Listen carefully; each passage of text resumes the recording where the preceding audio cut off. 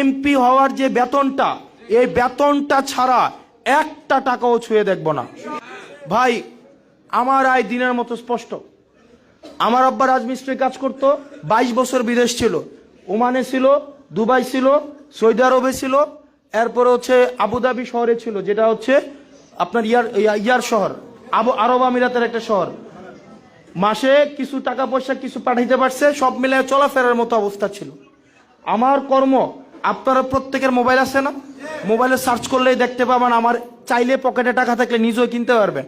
কয় টাকা ইনকাম করি, আমার কোর্স থেকে কয় টাকা আসে, এগুলো সবাই দেখতে পায়। আমার বছরে 12.5 লাখ টাকা ইনকাম, প্রত্যেক মাসে 1.5 লাখ, 1 লাখ টাকার একটু বেশি প্রত্যেক মাসে। এটা জুলাইয়ে কমছে, জুলাইয়ের আগে আরো বেশি ছিল, এটা জুলাইয়ের পরে কমছে। অন্যদের আরো ইনকাম কি বাড়ে, আমারটা কমছে।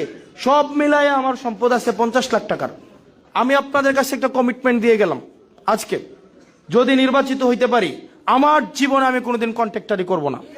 আমি যে এমপি হওয়ার পরে যে একটা গাড়ি কিনে নাও, যে ট্যাক্স ফ্রি গাড়ি, একটা 2টা কিনতে পারে জনগণের টাকায় হারামিগুলা, এই ট্যাক্স ফ্রি গাড়ি হাত দিয়েও ছুঁয়ে দেখব না। এবং এমপি হওয়ার যে বেতনটা, এই বেতনটা ছাড়া একটা টাকাও ছুঁয়ে দেখব না।